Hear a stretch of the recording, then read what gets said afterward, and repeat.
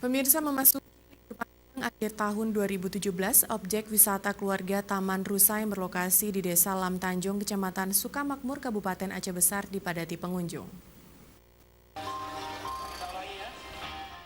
Ribuan pengunjung yang datang dari berbagai kabupaten kota di Provinsi Aceh menikmati wahana bermain di objek wisata Taman Rusa. Berdasarkan pantauan tim liputan Aceh TV, para pengunjung umumnya datang berombongan dengan membawa serta keluarganya. Mereka memilih objek wisata Taman Rusa karena memiliki berbagai wahana bermain seperti kolam pemandian, bebek dayung, kolam pemancingan, dan kebun binatang. Selain itu, pengelola objek wisata ini juga menyuguhkan live musik setiap akhir pekan sebagai sarana hiburan bagi para pengunjung. Dalam setiap live musik, Taman Rusa menghadirkan sejumlah penyanyi lokal Aceh seperti Berge yang dijadwalkan tampil pada minggu besok.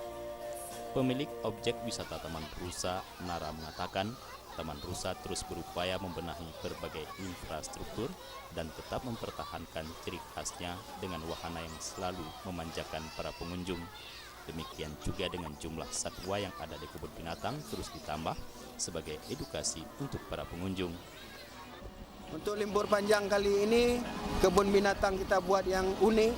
Orang bisa langsung berinteraksi dengan satwanya. Bagi yang hobi mancing, kita perluas tempat mancing. Bagi yang hobi tarik suara, kita siapkan panggung untuk berekspresi di semua pengunjung. Kolam renang, fasilitas seperti ban dan lainnya, wahana bermain air kita tingkatkan, kita tambah juga. Kendati pun banyak kompetitor wahana bermain yang kini hadir di Aceh, namun Taman Rusa tetap menjadi pilihan bagi para pengunjung setiap akhir pekan. Terlebih memasuki libur panjang akhir tahun seperti ini, objek wisata Taman Rusa selalu diserbu pengunjung.